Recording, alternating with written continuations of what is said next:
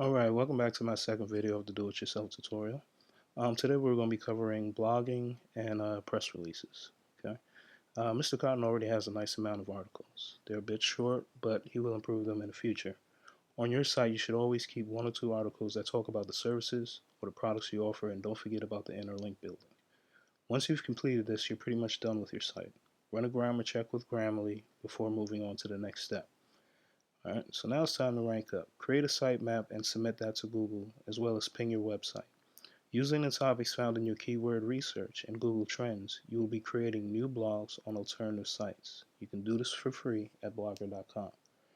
Provide tips and solutions with images on a schedule that works for you. Just be consistent about it. Use the keywords from AdWords and phrases from Google Trends to link back to supporting articles on your site that link to your products. Over time, you will see you have now created a high PR backlink on the same subject of services and or products you provide that links directly to your site. Smash that like button one more time. Also, good blogging does something else. It builds a relationship and it also builds trust. When people find good blogs or source of information, they subscribe to it, and if the writer recommends something, they trust it.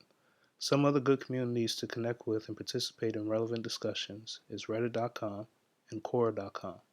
You can advertise what you do in your profile, but not in the forums unless requested. These are communities that rely on reliable text-based information, but you can quickly grow a large following from either by proving you are knowledgeable on the subjects. As far as press releases, now that you have finished optimizing your website, it's time to focus on raising awareness. One of those ways is through press releases. You want to do about 2 a year, around those peak points you discovered through Google Trends from my last video, and match it up with an upcoming holiday. If this is your first press release, it's good to present it as a grand opening or a formal introduction. Mention what makes your product or service different from your competitors. What should consumers buy from you? Press releases are published on high PR sites, document sharing sites, and news channels. Once syndicated and indexed by Google, it creates backlinks to your site. This will not bring a massive wave of traffic, but it does give your website some credibility as you begin building your brand. Listen to your customers. What questions do you repeatedly hear?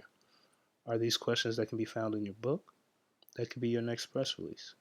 Have you thought about having a class on pruning? Or you can do something for the kids where you give them a little history and show them how to take care of a myrtle and give one away at the end.